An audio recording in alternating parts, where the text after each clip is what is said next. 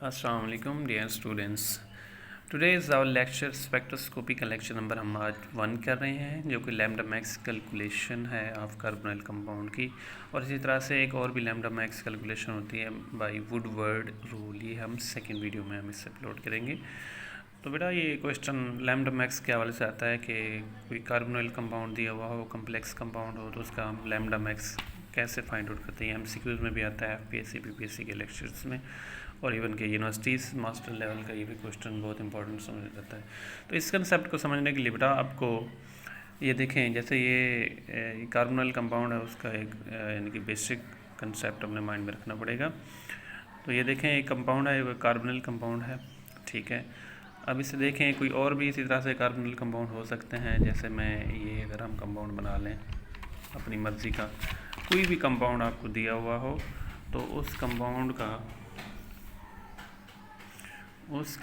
का आपने क्या करना है, लैम्डा मैक्स। ये देखें कार्बोनाइल कंपाउंड, इधर आ जाएं और इसके बाद यहाँ पे डबल बॉन्ड आ जाए, यहाँ पे आ जाए, ठीक है। ये एक और कंपाउंड है, इसका भी आप लैम्डा मैक्स निकाल सकते हैं। तो लैम्डा मैक्स फाइंड आउट करना हो तो क्या करेंगे, इसका भी लैम्डा मैक्स कैसे फाइंड आउट करेंगे, ये चीज़ें निकालनी है। इस चीज़ को निकालने के लिए बेटा हम एक क्वेश्चन अभी सॉल्व करेंगे, बाकी आप लोगों के आपको समझ आ जाएगा इंशाल्लाह।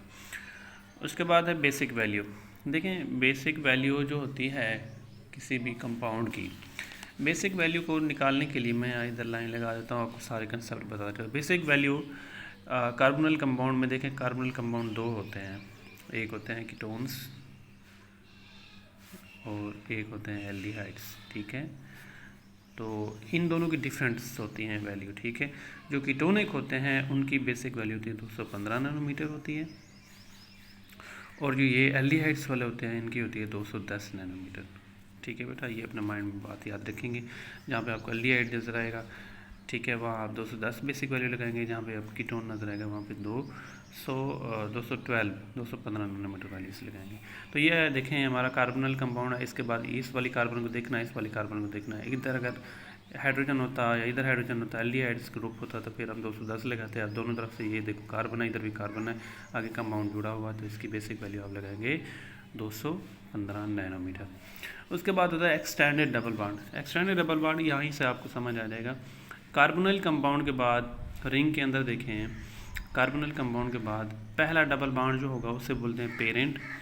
पेरेंट के बाद अगला जो भी कॉन्जुगेशन में होगा, ठीक है। कॉन्जुगेशन का मतलब ये होता है, जैसे ये देखें double bond single bond, double bond single bond, आगे फिर डबल बॉन्ड, इस तरह से, ठीक है। सिंगल बॉन्ड डबल बॉन्ड होता है, पॉजिटिव नेगेटिव होता है, इसमें कॉन्जुगेशन आती है। Double bond single bond triple bond में ये कॉन्जुगेशन होती है। देखें ये पहला पेरेंट वाला कॉन्जुगेशन वाली यहाँ तक हो रही है, देखिए यहाँ से यहाँ तक कॉन्जुगेशन हो रही है।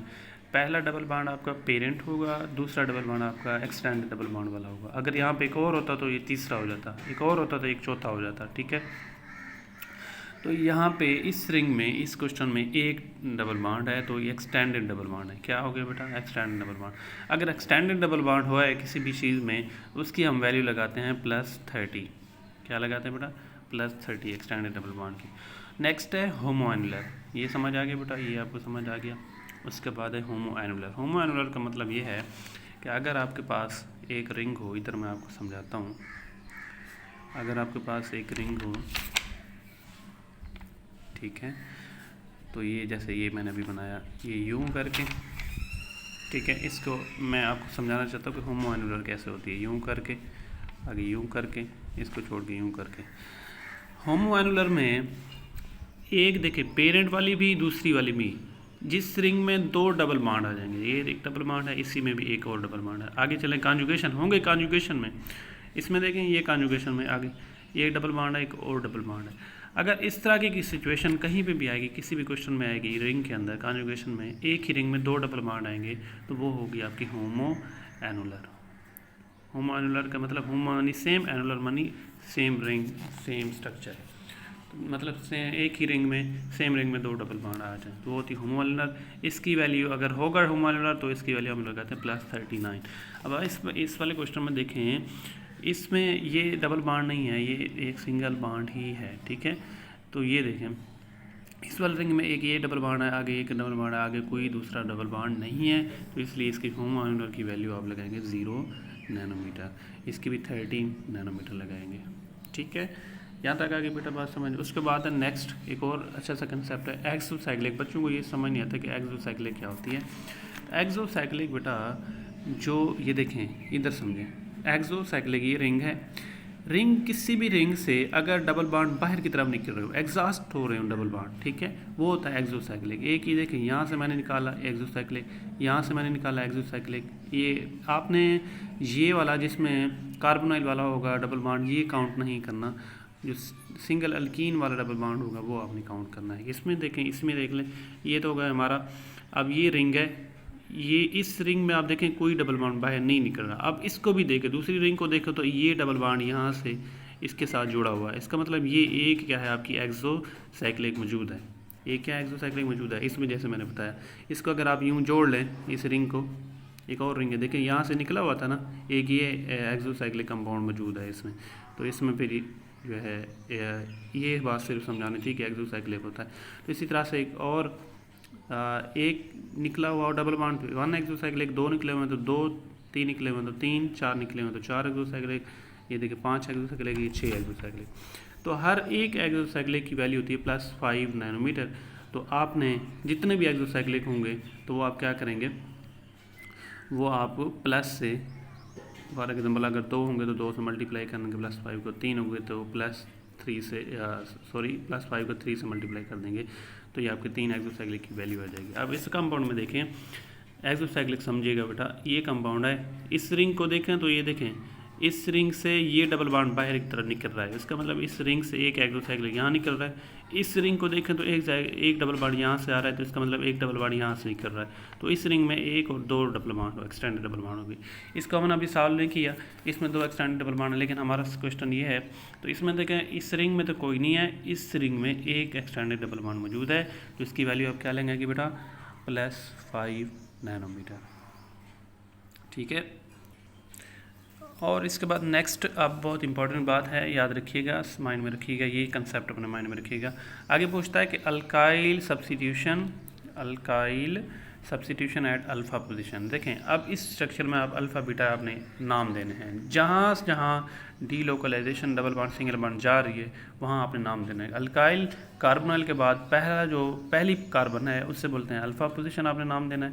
दूसरी कार्बन को बीटा देना है, तीसरी कार्बन को आपने गैमा देना है, चौथी कार्बन को आपने सिग्मा देना है।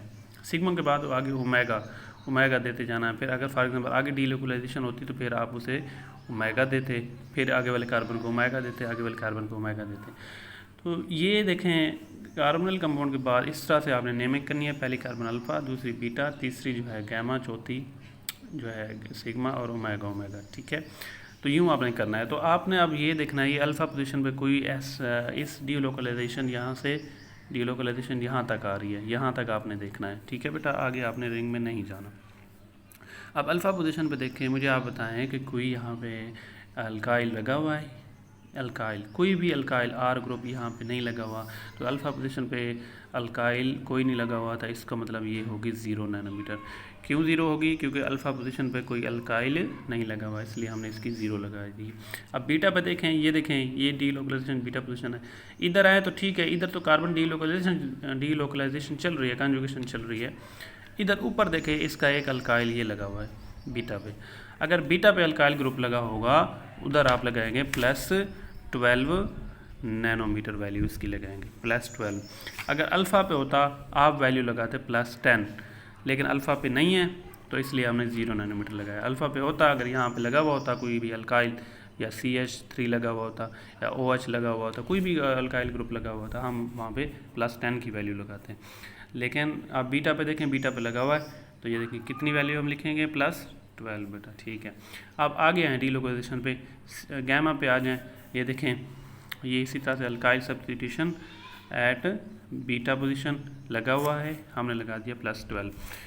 ठीक है, और इसी तरह से आप लिखेंगे alkyl substitution at gamma position. तो गैमा पोजीशन पे देखें ये गैमा पोजीशन है, एक नीचे CH3 लगा हुआ है, ये देखें ये अल्काइल लगा हुआ है, तो इसकी वैल्यू आगे गैमा पे आएंगे तो इसकी वैल्यू आप लगाएंगे 18 नैनोमीटर।